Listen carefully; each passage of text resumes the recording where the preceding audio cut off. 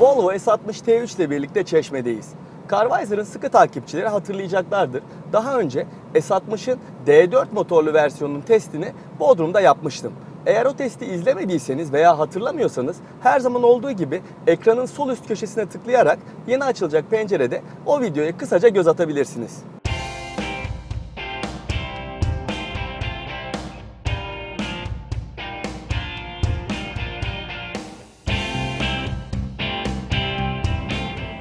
Gelelim bu otomobilde neyin yeni olduğuna.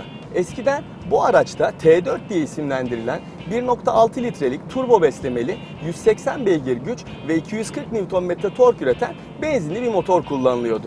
Fakat artık T4 motorun yerine Volvo'nun tamamen kendi üretimi olan T3 diye isimlendirilen yeni benzinli bir motor getirildi.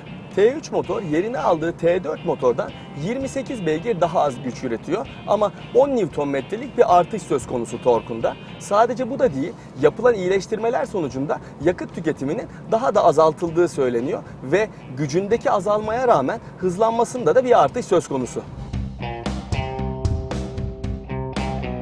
Tabii bu kağıt üzerindeki verileri günlük hayatta çok net bir şekilde tecrübe etmek o kadar kolay değil. Ama ben bu Çeşme'de kullandığım güzergahta bu araçla ilgili hissettiklerimi sizinle paylaşayım her zaman olduğu gibi.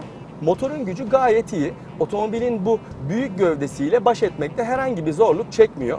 Ben otoyolda hem normal süratlerde hem de aracı denemek için yüksek süratlerde kullandım. Herhangi bir eksiklik hissettirmediğini net bir şekilde söyleyebilirim. Yani bu T3 motordan performans anlamında tüm beklentilerinize cevap alabiliyorsunuz. Tabii şunu da unutmamak lazım. Bu sonuçta 1.5 litrelik 4 silindirli bir ünite. Yani tabii ki aşırı bir performans, aşırı bir ataklık da beklememek lazım.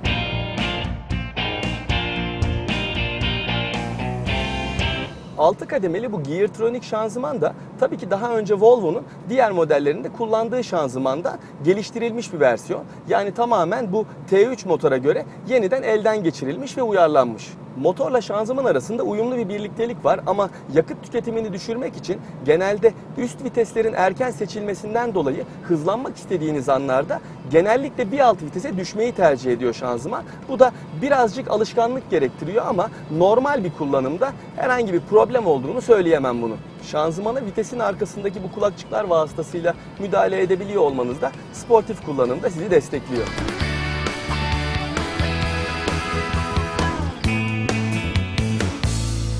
Gelelim T3 motorda bir diğer merak edilen unsur olan yakıt tüketimi konusuna. Bir kere bu motorda tutumluluk potansiyelinin olduğunu söyleyebilirim. Özellikle de T4 motora kıyaslayacak olursak. Çünkü bir kere bu araçta Eco Plus diye bir mod bulunuyor. Ve eğer bu modu devreye alırsanız aracın gaz tepkileri, şanzımanın vites değişim hızları ve özellikle klimanın çalışma potansiyeli değişerek sizi daha tutumlu ve daha az yakıt tüketimine yöneltecek şekilde bir karaktere bürünüyor araç. Sakin otomobil kullanmak isteyenler için bence önemli bir ekipman. Sistemin avantajlarından biri de sabit bir hızla ilerlerken ayağınızı gazdan çektiğiniz zaman kavrama ayrıldığı için otomobil rölanti devrinde bir yelken gibi süzülerek ilerliyor. Bu da yakıt tüketiminin kontrol altına alınmasında önemli bir etken.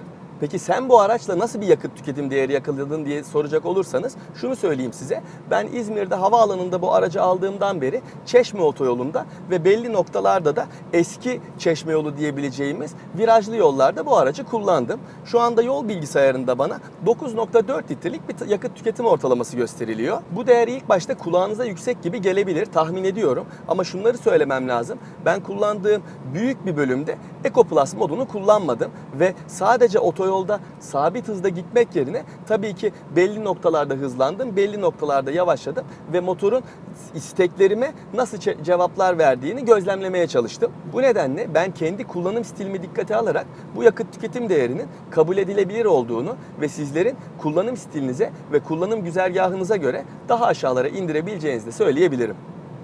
Bu yeni T3 motorlu S60 ile ilgili değineceğim noktalar bu kadar. Başta da söylediğim gibi eğer S60'ın diğer özelliklerini merak ediyorsanız sürüş konforunu, malzeme kalitesini, iç mekanındaki yaşam alanını ve bagaj hacmini ekranın sol üstüne tıklayarak yeni açılacak pencerede D4 motorlu S60 videosunu izleyebilirsiniz. Görüşmek üzere.